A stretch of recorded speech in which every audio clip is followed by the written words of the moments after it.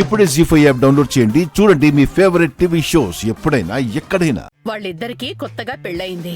ఏవో ముద్దు ముచ్చట్లు ఉంటాయి. అవన్నీ అర్థం చేసుకోకుండా వాళ్ళ గదిలోకి రావడం మొదటి తప్పు. ఇక్కడ ఏం జరుగుతుందో సరిగ్గా చూడకుండా వెళ్లి అమ్మను పిలుచుకొని రావడం రెండో తప్పు.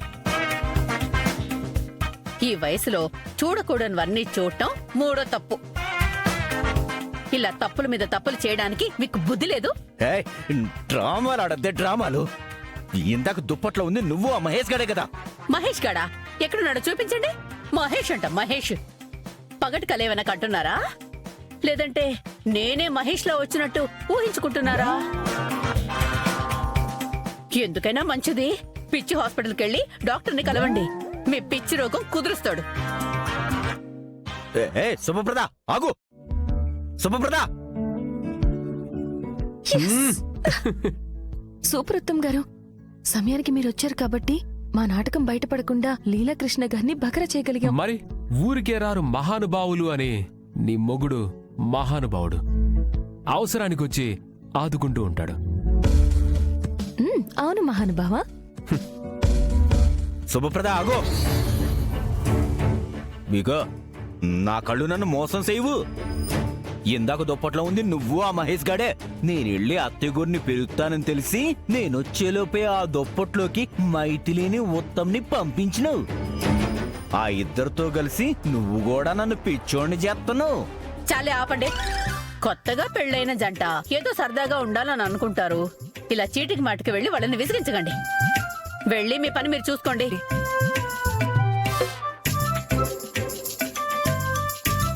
నా పని నేను చూసుకోవటం కాదే. నా అంచనా నిజమైతే ఆ మహేష్ గడు ఖచ్చితంగా వచ్చాడు. ఎక్కడో దాక్కుని ఉంటాడు. ఆ నెత్తికి అట్టుకొచ్చి అప్పుడు నీ సంగతి చెప్తానే. అవును మహానుభావా. రే ఉత్తమ్. ఏంటి మావయ్య మళ్ళీ వచ్చారు? రే నేను చెప్పింది అబద్ధమని అందరి ముందు నన్ను ఎదవని చేశారు కదూ. ఆ మహేష్ గాడు మన ఇంటికి వచ్చాడని నేను నిరూపిస్తానురా. అప్పుడు నేను చెప్పింది కరెక్ట్ అని మీ నానమ్మకి నిరూపించి అప్పుడు మీ సంగతి తేలుస్తాను. మావయ్య నాకు తెలియకుండా మా ఫ్రెండ్ ఎందుకు వస్తాడు? నీకోసం రావట్లేదురా, మీ అమ్మ శుభప్రద కోసం వస్తున్నాడు. ఛీ, అలా మాట్లాడడానికి మనసు ఎలా వస్తుంది మావయ్య? నిరూపిస్తానురా. వాడిక్కడే ఎక్కడో ఉన్నాడని నిరూపిస్తాను.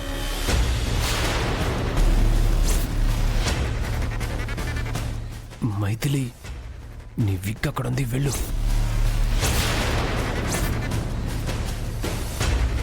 మావయ్య వాడిక్కడెందుకుంటాడు మావయ్య?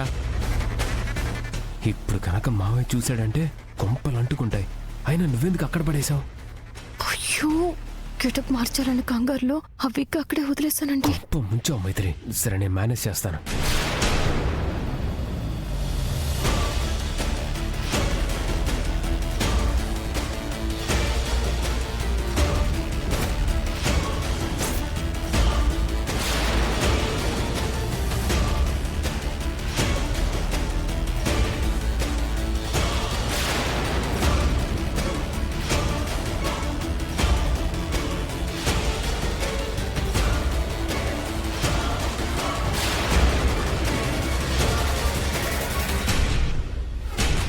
మావయ్య, అయినా వాడు ఇక్కడెందుకుంటాడు మావయ్య? ఇక్కడెందుకుంటాడు? చెప్తానురా. ఆడి సంగతి నీ సంగతి ఇప్పుడే చెప్తా.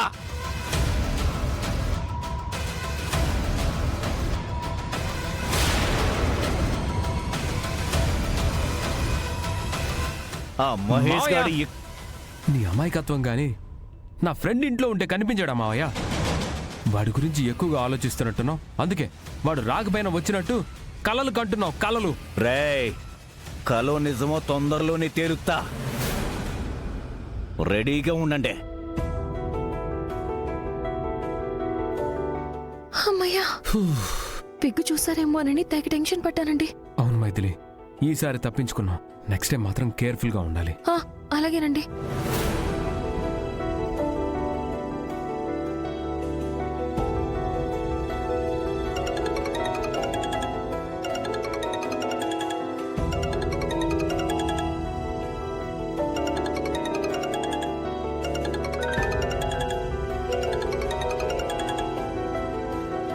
హలో రామయ్య గారు.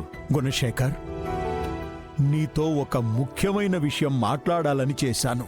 చెప్పండి రామయ్య గారు. రేపుదయం నువ్వు గుడి పక్కనున్న చెరువు దగ్గరికి రావాలి. ఎందుకండి? రేపు మైథిలి చేతుల మీదుగా తన తల్లికి శ్రాద్ధకర్మలు చేయించబోతున్నాం. ఏంటి రామయ్య గారు మీరు మాట్లాడేది? మీ మనవరాలు మైథిలితో మీ కూతురు తులసమ్మకి శ్రాద్ధ కర్మలు చేయించబోతున్నారా? అవును గుణశేఖర్, నా కూతురు మరణించినప్పటి నుంచి ఇప్పటిదాకా ప్రతి సంవత్సరం నేనే శ్రాద్ధకర్మలు చేయిస్తూ వస్తున్నాను. కానీ ఎప్పుడైతే మైథిలియే నా మనవరాలన్న నిజం తెలిసిందో ఆ క్షణమే నిర్ణయించుకున్నాను, ఈ సంవత్సరం తనతోనే తన తల్లికి శ్రాద్ధకర్మలు జరిపించాలని. అందుకే ఈ నిర్ణయం తీసుకున్నాను. మీరు చెప్తుంది వింటుంటే ఇది కళా నిజమా అనిపిస్తుంది. మీకు తెలుసు మైథిలియే మీ మనవరాలని, కానీ ఏమీ తెలియని మైథిలికి మీ కూతురికి శ్రాద్ధ కర్మలు చేయడానికి ఎలా ఒప్పుకుంది? ఎందుకు ఒప్పుకుంది? దానికి ఒక బలమైన కారణం ఉంది గుణశేఖర్. మా ఇంటికి ఒక జంగమదేవరొచ్చాడు. ఆ తర్వాత ఏమైందంటే, ఓ అమాయకురాలు పెట్టిన కన్నీటి శాపం మిమ్మల్ని వెంటాడుతుంది. ఆ ఆత్మ శాంతించాలే, ఈ కుటుంబాన్ని మన్నించాలే. అప్పుడే ఈ ఇంట్లో వాళ్ళకి మనశ్శాంతి, ఆ తల్లికి ఆత్మశాంతి.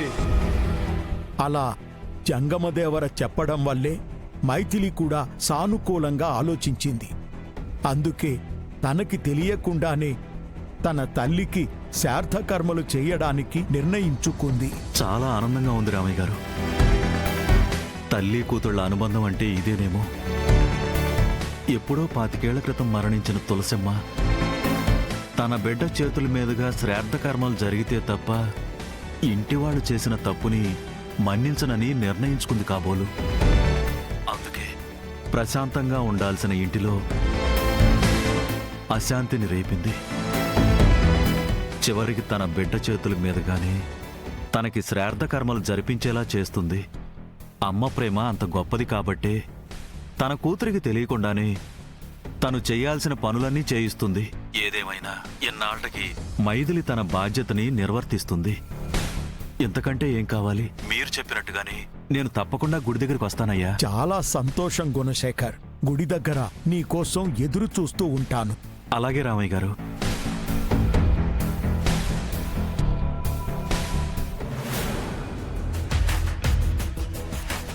అవును, నేను చూస్తాను, వాళ్ళతో మాట్లాడతాను. అమ్మగారు కాఫీ.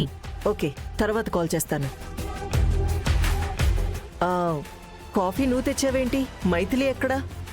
ఏమో అమ్మగారు, రోజు ఈ పాటికల్లా కిచెన్లోకి వచ్చేవారు, కానీ ఈ రోజు ఎందుకో గది దాటి బయటకు రాలేదు. ఏంటి 8 అవుతున్నా మైథిలి ఇంకా నిద్ర లేవలేదా? దీనికి రాను రాను బద్ధకం ఎక్కువైపోతుందంటే. త్రిష, వెళ్ళి నువ్వు నేను రమ్మన్నానని చెప్పు. అలాగే అండి. జీ5 యాప్ డౌన్లోడ్ చేసి అన్ని ఎపిసోడ్స్ పూర్తి ఉచితంగా చూడండి.